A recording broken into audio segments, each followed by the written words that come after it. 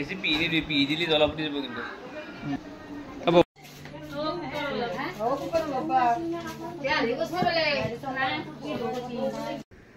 Hello' বন্ধুসকল, এটা বিশেষ ভিডিঅ', একদম ডেঞ্জাৰাছ ভিডিঅ'। আমাৰ গাঁৱতে এঘৰ মানুহৰ ঘৰত মানে প্ৰেছাৰ কুকাৰ যি আছে ব্ৰাছ হৈ গৈছে।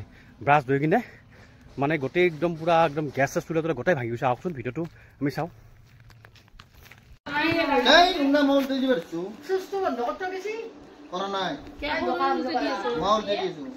ভিডিঅ' বনাব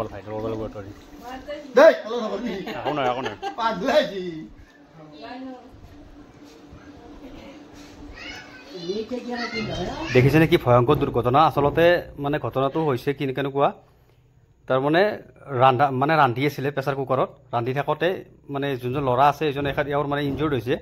মানে তেওঁ আহিছে মাত্ৰ ডিউটিৰ পৰা আহিছে, আহি কিনে মানে সিহঁতৰ সৰু সৰু বাচ্ছাও আছে। বাচ্ছাটোক ৱাইফে চাব গৈছে, গতিকে কৈছে যে বাচ্ছাকেইটাক চোৱা, মই মানে চাই আছোঁ। সেনেকৈ কওঁতে মানে কি অকস্মাত ব্ৰাছ হৈ গৈছে। ব্ৰাছ হৈ যোৱাৰ পিছত তাৰ পিছমাথাত সি নিজে গম পোৱা নাই, পিছমাথাত তাত তেলে পৰিল নে মানে ঢাকনিখনে পৰিল সি গম পোৱা নাই। কিন্তু মানে যদিও ইহঁতে বৰ্তমান ফূৰ্তি কৰি আছে, এইকাৰণে ফূৰ্তি কৰি আছে যেন ইহঁতৰ বেলেগ একো নহ'ল, মানে ইমান মেজৰ একো নহ'ল। সৰু সৰু বাচ্ছা আছে, ইহঁতৰ একো হোৱা নাই যে, সেইটো কাৰণে ইহঁতক মানে ওপৰ পেলাই সহায় কৰিছে। দেখিছেনে ভয়ংকৰ হৈছে, একদম পূৰা গেছ চেছ গোটেই ভাঙি গৈছে একদম পূৰা। প্ৰেছাৰ কুকাৰটো একদম ওপৰত টিঙত মাৰিছে, একদম ভয়ংকৰ দৃশ্য।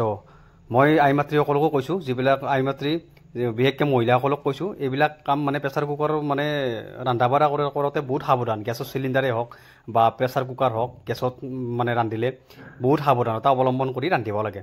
আৰু আপোনালোকে চাব, আৰু এইবিলাক বস্তু এক্সিডেণ্টলি হোৱা বস্তুটো আৰু অকস্মাত হৈ যায়, আৰু সেইটো কোনেও গম নাপায়। তথাপিতো অলপ সাৱধান হোৱাটো খুবেই ভাল। প্ৰেছাৰ কুকাৰৰ এইবিলাক যিবিলাক জাম আছে, জামবিলাক ক্লিয়াৰ কৰিব, অলপ প্ৰব্লেম হ'লে আপোনালোকে ভাল কৰি ল'ব। দেখিছেনে মানে ভয়ংকৰ দুৰ্ঘটনা এটা হৈছে ইয়াতে, দেখিছেনে।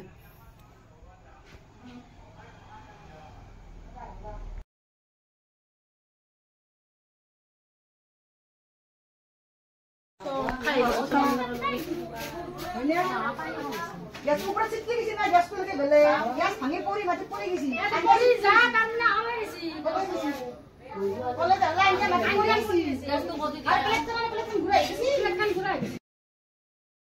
আজিৰ ভিডিঅ'টো কৰাৰ উদ্দেশ্য মোৰ এইটোৱে যে যাতে সকলোৱে সাৱধান হ'ব পাৰে, আগলৈ যাতে তেনেকুৱা ঘটনা নহওক, সেইটো কাৰণে ভিডিঅ'টো মই বনাইছোঁ। দেখিছেনে কেনেকুৱা হৈ গৈছে চব। গতিকে আজিৰ ভিডিঅ'টো ইমানেই। আপোনালোকে ভিডিঅ'টো যদি ভাবে ইনফৰ্মেটিভ বুলি আপোনালোকে শ্বেয়াৰ কৰি দিব।